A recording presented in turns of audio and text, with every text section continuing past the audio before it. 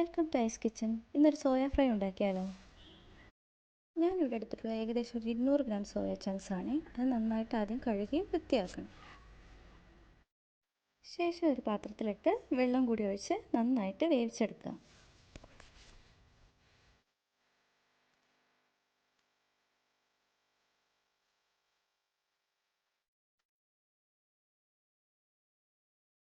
വെന്ത് വന്ന സോയ ചങ്ക്സിലെ വെള്ളമൊക്കെ ഒന്ന് പിഴിഞ്ഞ് കളയണം.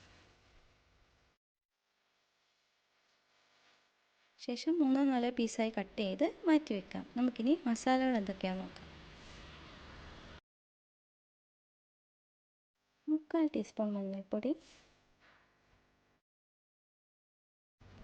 1/2 ടീസ്പൂൺ മുളക് പൊടി, 1/2 ടീസ്പൂൺ പൊടിക്കാത്ത ഗരം മസാല, 1/2 ടീസ്പൂൺ പൊടിച്ച ഗരം മസാല, 1/2 ടീസ്പൂൺ ചിക്കൻ മസാല, പാകത്തിന് ഉപ്പ്, 6 അല്ലി വെളുത്തുള്ളി ചതച്ചത്, 1 തണ്ട് കറിവേപ്പില, 1 ടീസ്പൂൺ വിനാഗിരി, 1 ടീസ്പൂൺ സൺഫ്ലവർ ഓയിൽ എന്നിവ ഒഴിച്ച് നന്നായി മിക്സ് ചെയ്യുക.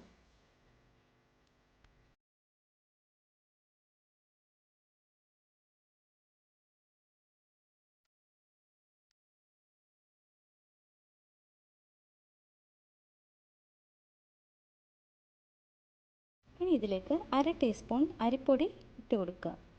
നന്നായി മിക്സ് ചെയ്ത് അതിലേക്ക് സോയ ചങ്ക്സും ഇട്ട് കൊടുത്ത് നന്നായി ഒന്ന് മിക്സ് ചെയ്തെടുക്കുക.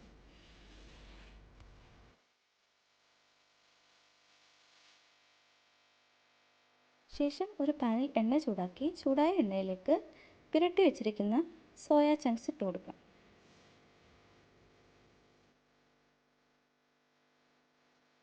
ഒരു സൈഡ് വെന്ത് വരുമ്പോൾ ഒന്ന് ഇളക്കി മറിച്ചിട്ട് കൊടുക്കുക. ഫ്രൈ ആയി കഴിഞ്ഞ ശേഷം 1/2 ടീസ്പൂൺ കുരുമുളക് പൊടി വിതറി കൊടുക്കുക. നമ്മുടെ സോയ ഫ്രൈ ഇവിടെ റെഡി ആയി കഴിഞ്ഞു. ഇഷ്ടപ്പെട്ടെങ്കിൽ ചാനൽ ഒന്ന് സബ്സ്ക്രൈബ് ചെയ്യാൻ മറക്കരുത്.